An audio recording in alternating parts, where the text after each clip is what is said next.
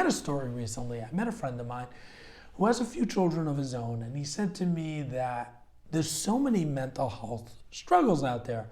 There's so much anxiety, so much depression. So what he decided is that he's going to give his child this sort of storybook childhood, a life of just happiness. A life where he's not going to have to experience those sad moments. When he gets sad, he'll cheer him up. And that will sort of create that sort of shield around him.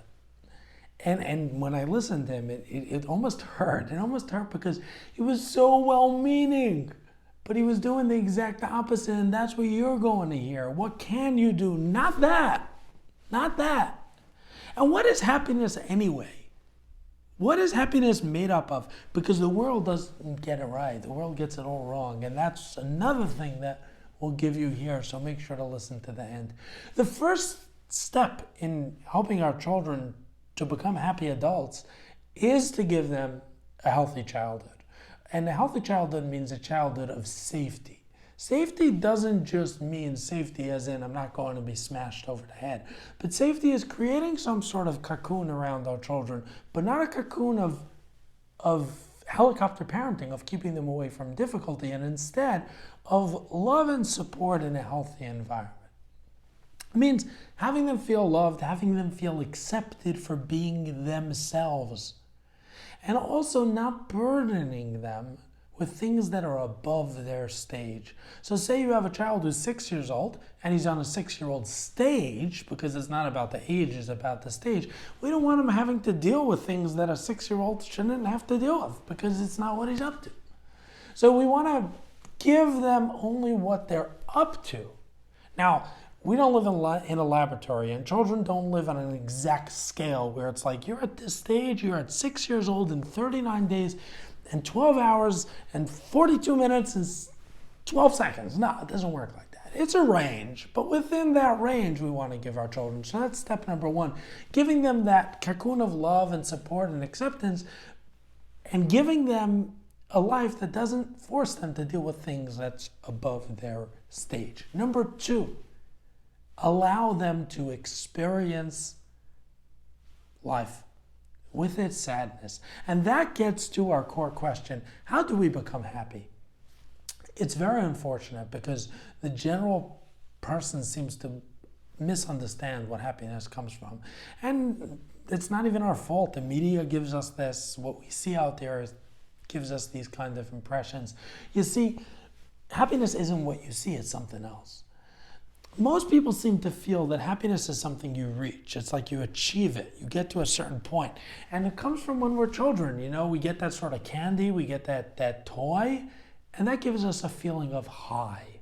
You know, that feeling of high, of excitement. And we think that's happiness. So because we think that's happiness, we just want the next thing, the next toy, the next treat.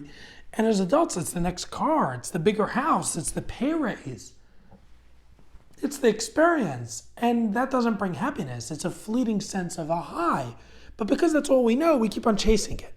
So it's that raise, and it's a bigger raise. It's more money, a bigger prize, a bigger house, a better car, a better whatever it is that I'm looking for. That's not happiness. That's excitement. That's a high, and that's fleeting. That leaves. Happiness is what we have when the noise is over, when the music is done, when there's nothing left except us. Happiness is an inner core, and we can't reach it. We can, but it doesn't come from chasing things. It's the exact opposite. It's from not needing to chase things. That's what we want to be able to get to in life. I want to get to a point where we have that happiness when all the noise is over.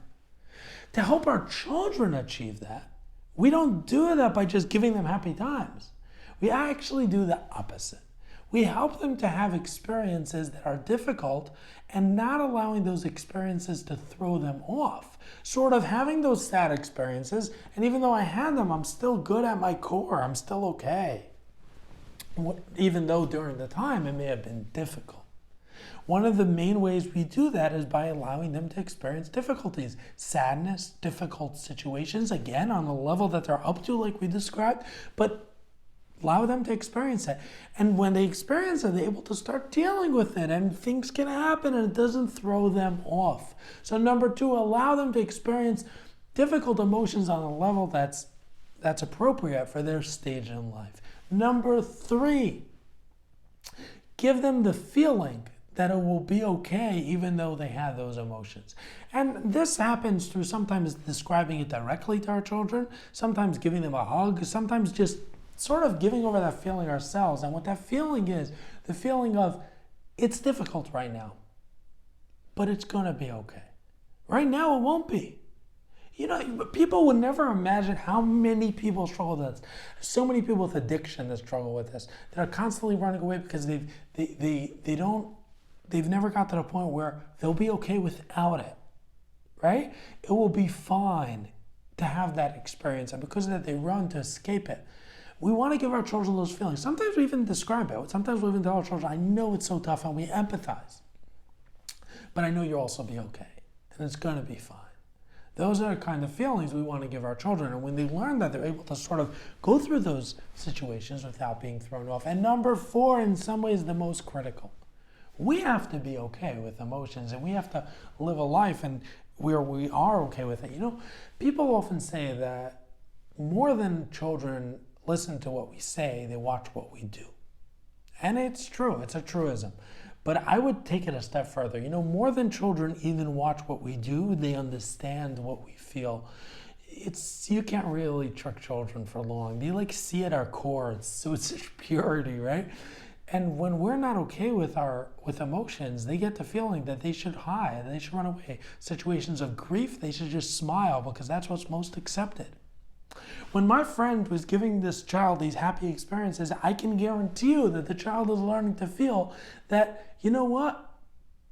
Difficult feelings are bad. I better run away from them. I don't want to think about them because they see their parents doing that. We want to be okay with it. When difficulties are there, we want to embrace that. Doesn't mean we get stuck in it. The opposite. We feel it, and we're okay with feeling it.